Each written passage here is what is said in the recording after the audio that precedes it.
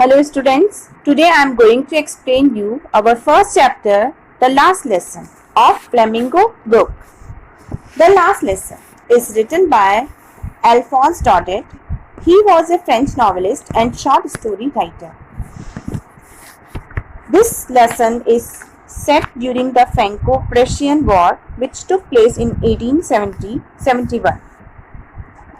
France was defeated by Prussia and some French districts of Alsace and Lorraine were occupied by Germany.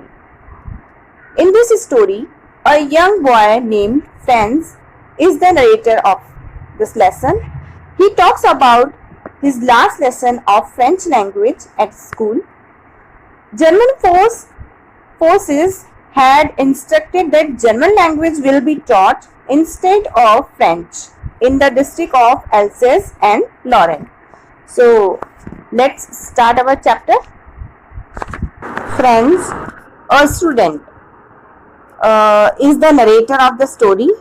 He got very late that morning and was worried about getting scolding, especially because M. Hamel, his teacher, had given him the homework of participle and he did not learn a word.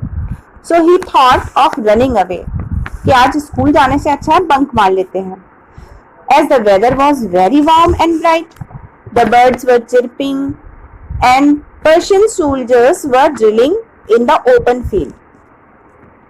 But फिर उसने सोचा कि नहीं school से bunk नहीं मारते हैं because I had the power to struggle कि मैं सर को फेस कर सकता हूँ. So he hurried off to school. So when he was passing the town hall, he saw a crowd in front of bulletin board. Actually this was the bulletin board जिस पर last 2 years से bad news ही आ रही थी. And what was the bad news today? He thought, and but as he was getting late, he did not stop. बस उसके दिमाग में ये चल रहा था कि आज कौन सी बुरी खबर है इस बुलेटिन बोर्ड पर जो इतनी भीड़ लगी हुई है. Suddenly a blacksmith commented, "Don't go so fast. You will get to your school in plenty of time." He thought that blacksmith was making fun of me, so he didn't care. Finally, he reached the school and he noticed that there was no noise. It was still, looking like a Sunday morning. Usually, there was a great bustle, noise. He got surprised. So, through the window, he saw his classmates were in their places and his teacher, M. Hamel, was walking up and down with his terrible iron ruler under his arm. Now, he entered into the classroom. Instead of scolding, M. Hamel said him to sit quickly. Now, he noticed that his teacher had on his beautiful green coat, his frilled shirt, and the little black silk cap, all embroidered, that he never wore except on the inspection day or on the prize ceremonies day.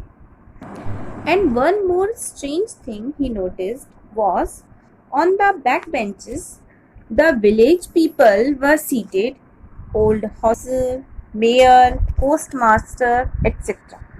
He got surprised to see them.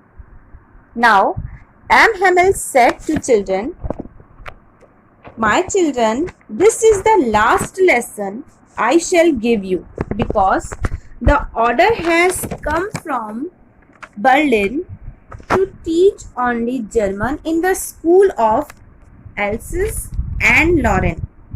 The new master will come tomorrow and this is your last lesson, last French lesson. I want you to be very attentive." Friends got stunned to hear this. He thought, this is my last French lesson. I hardly knew how to write. I never took interest to learn the French. And Mr. M. Hamel, I'm not going to see him again. This thought made him sad and even made him forget all about his ruler and how cranky he was. He said to himself, "Now I got to know why villagers were sitting there. It was the way of thanking the master for his 40 years of faithful service." While Franz was thinking all of that, he heard his name called as it was his turn to recite. He stood up, but his heart was beating and hadn't dared to look up. M. Hamel said, "Don't be afraid. I'll not scold you, my child." And he started counting the reason. Means वो एक एक करके सारे reason count करवाता है. M Hemal एक एक करके सारे रीजंस काउंट करवाता है कि किस तरह से अभी तक हमने अपनी फ्रेंच लैंग्वेज को अवॉइड किया. तो first reason was you always think you will learn it tomorrow, you will learn it tomorrow, but now it's the last day. You pretend to be Frenchman, but neither you speak nor you write your own language. And your parents also was interested to send you to work instead of school. And I was also to be blamed, because sometimes I send you to water the plants instead of learning the lessons. And when I wanted to go fishing, I gave you holidays. Then M. Hamel said, French is the most beautiful language in the world, and the clearest and the most logical, that we must guard it among us and never forget it, because when a people are enslaved, as long as they hold fast to their language, it is as if they had the key to their prison. Then M. Hamel opened a German and read them their lesson.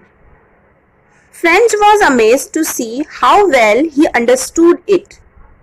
After the grammar, they had a lesson in writing. Whenever French looked up from his writing, he saw M. Hamel sitting motionless in his chair and gazing everything with love.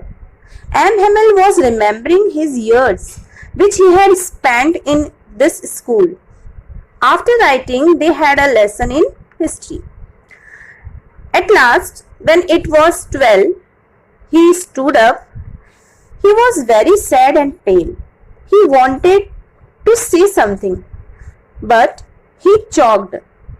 Then M. Hamel turned to the board, took a piece of chalk, and bearing all his strength, he wrote as large as he could, "Viva la France," which means "Long live France." This shows the love that he has for his language. Then he made a gesture to them with his hand. "The school is dismissed. You may go now."